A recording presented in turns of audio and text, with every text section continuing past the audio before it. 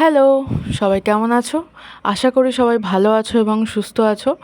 আমি শ্রেয়াস ওয়ার্ল্ডের নতুন একটা ভিডিওতে তোমাদের সকলকে স্বাগত জানাই। প্রথমেই সবাইকে রথযাত্রার অনেক অনেক শুভেচ্ছা। গতকাল অর্থাৎ 27শে জুন যেহেতু রথযাত্রা ছিল, তাই সেদিন বিকেলে বেরিয়ে পড়েছিলাম একটু আমাদের বাঁশবেড়িয়ার ওদিকে। তো বাঁশবেড়িয়ার এখানে মোটামুটি পরপর অনেকগুলোই এখন রথ যায়। তো সেই জন্য আমি মানে আগের বছর থেকে আমার গপু সোনাকে নিয়ে যাই আমাদের বাড়ির। তো তাকে নিয়ে যাওয়ার দায়িত্ব আমার ওপরেই থাকে। সেও অনেক দিন বাইরে বেরোয় না, তাকে নিয়ে আমি একটুখানি ঘুরতে বেরিয়েছিলাম। তো এই যে যাচ্ছি বাঁশবেড়িয়ার দিকে, একটা জায়গাতে দাঁড়ালেই মানে বাঁশবেড়িয়ার কিছু স্থানে নির্দিষ্ট দাঁড়িয়ে থাকলেই সমস্ত রথ একেবারে দেখা যায়। যেহেতু রাস্তার ধারে প্রচুর ভিড় থাকে, মানে দুধারেই রাস্তায় লোকজন দাঁড়িয়ে থাকে সবাই রথ দেখার জন্য, তাই আমি গাড়ি করে গেছিলাম। আমরা ঘুরে ঘুরে মানে রথ দেখছিলাম।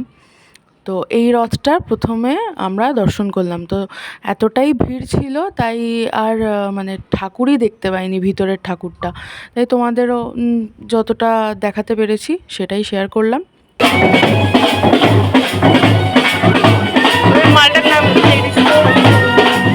কি নাম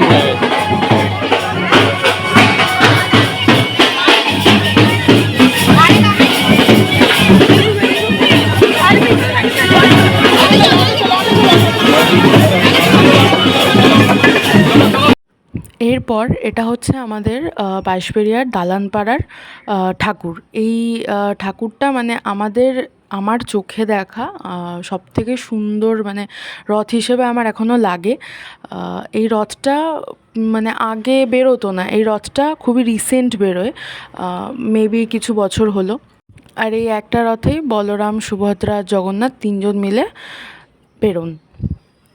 তারপর আমরা চলে গেছিলাম বাঁশবেড়িয়ার যে ঐতিহ্য, মানে সবথেকে পুরনো যে রথটা, সেটাকে দেখার জন্য।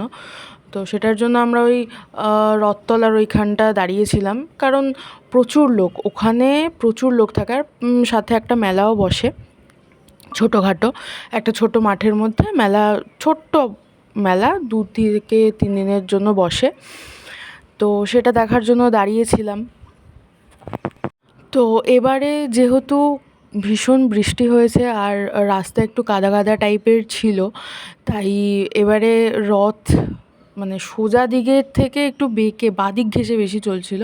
তো এইটা এবারে একটা প্রবলেম ছিল রথ টানার দিকে, কারণ রথ সামলানো তো খুব একটা বড় ব্যাপার। তো যেহেতু কাদা ছিল, তাই জন্য রথটা একদম পুরো বাঁদিক ঘেঁষে গেছিলো।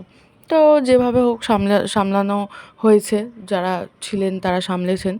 আর উপরে এই তারগুলো হচ্ছে প্রবলেমেটিক ভীষণ, এটাকে সরিয়ে সরিয়ে রথটা টানতে হয়, এটাও একটা প্রবলেম।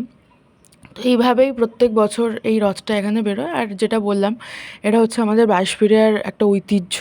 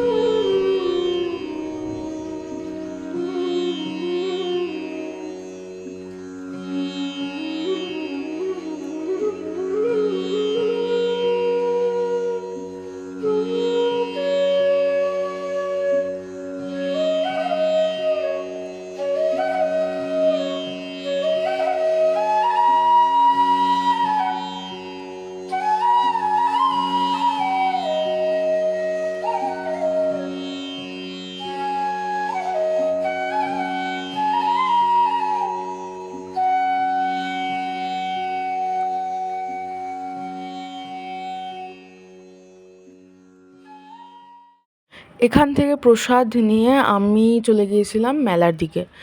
তো এই যে শুরু হয়েছে রাস্তার 2 ধারে থেকে একটুখানি, মানে আগে থেকেই মেলাটা শুরু হয়। যেহেতু মাঠটা ছোট, তাই রাস্তার 2ধারেও দোকানপাট বসে। বিভিন্ন ধরনের দোকান মেলায় যেরকম থাকে সেই গুলোই বসেছে। আর একটু খাবারের দোকান প্লাস জিলিপি তো মাস্ট, জিলিপি পাঁপড় রথের মেলায় তো মাস্ট এটাই। আর বাচ্চাদের বেশিরভাগই খেলনার দোকান আর মেয়েদের সাজাগোজার কিছু জিনিস। তো চলো দেখা যাক। মূলত মাঠের এই পোর্শনটা থেকেই মেলাটা শুরু হয়। আর এই প্রথমেই প্রত্যেক বছর একই রকম প্যাটার্নে বসে। এখানে প্রথমে বাচ্চাদের খেলনার জিনিসপত্র পাওয়া যায়। আর এইখানে রয়েছে বিভিন্ন মাটির মূর্তির দোকান আর বিভিন্ন বেলুন, তারপর ওড়না ঠোড়না বিক্রি করার দোকান রয়েছে। আর এই যে এটা হচ্ছে মন্দির, এটা হচ্ছে রথতলার আমাদের আনন্দময়ী মায়ের মন্দির। তো যেহেতু যাওয়ার পথে পড়লো, তাই আমি ভাবলাম একটু দর্শন করে নেওয়া যাক আর তোমাদের সাথেও শেয়ার করা যাক। তো চলো। মন্দিরে ঢুকেই বাঁদিকেই একদম মায়ের গর্ভগৃহ চোখে পড়বে। তো প্রথমে আমরা ওখানেই যাব। চলো দর্শন করে নাও তোমরাও।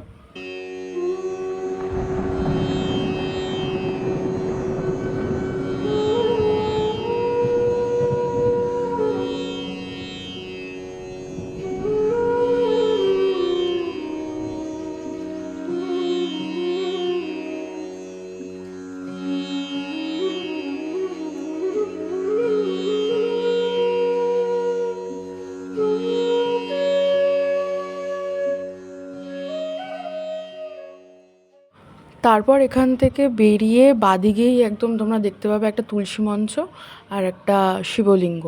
আর ঠিক তার ডান দিকে এরকম একটা ঘর, আর সেই ঘরের ভিতরে রয়েছিল শ্বেত শিবলিঙ্গ। সেটা আমার ভিডিও নেওয়া হয়নি কারণ খুবই অন্ধকার ছিল, দেখা যাচ্ছিল না। আর মায়ের গর্ভগৃহের একদম উল্টো দিকেই রয়েছে লাট মন্দির মতন, আর ঠিক তার সোজাসুজি রয়েছে জগন্নাথ, বলরাম আর সুভদ্রার একটা বিগ্রহ। সেটাও তোমরা দর্শন করে নাও।